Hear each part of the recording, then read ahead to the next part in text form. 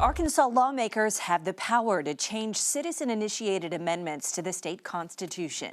That unanimous opinion this week by the Arkansas Supreme Court overturns a 74-year-old decision that prevented that. Channel 7's Andrew Mobley dug into the case, and he joins us tonight with more. Andrew. In the 1951 case of Arkansas Game and Fish Commission versus Edgeman, the court rejected the notion that the General Assembly could amend or repeal a citizen-initiated amendment, despite clear language in the Arkansas Constitution that it could.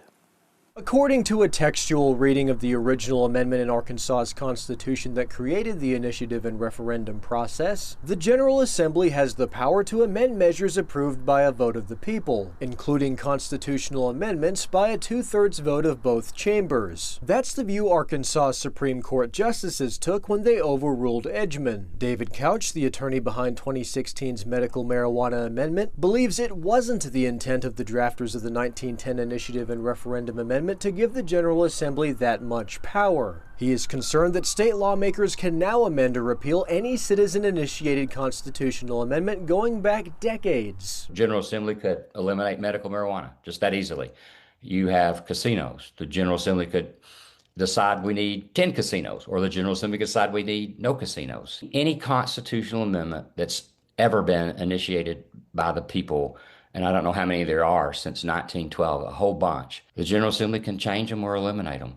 It doesn't make sense. The court's ruling yesterday resolved a years-long lawsuit against Arkansas by dispensaries, which argued that despite a clause in the medical marijuana amendment explicitly giving the General Assembly limited power to change it, 27 amendments passed by lawmakers violated the precedent set by Edgeman, a precedent that yesterday's ruling eliminated. Couch fears that the far-reaching ruling, by opening up voter-approved amendments to changes by lawmakers similarly to initiated acts, will discourage citizen-initiated constitutional amendments. Nobody will ever do a constitutional amendment again.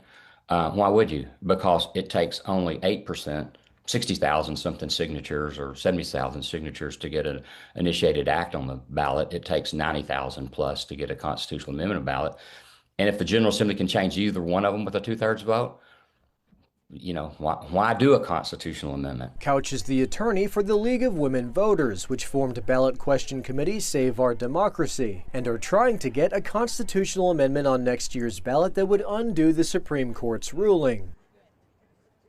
It's interesting to note that Justice Rhonda Wood, though concurring, disagreed with the overturning of Edgeman and believes the court's decision should have been limited to the medical marijuana amendment case being heard. On your side, I'm Andrew Mobley. Hey, Andrew, thank you. And for more extensive coverage of the battle being waged over direct democracy in Arkansas, visit KATV.com.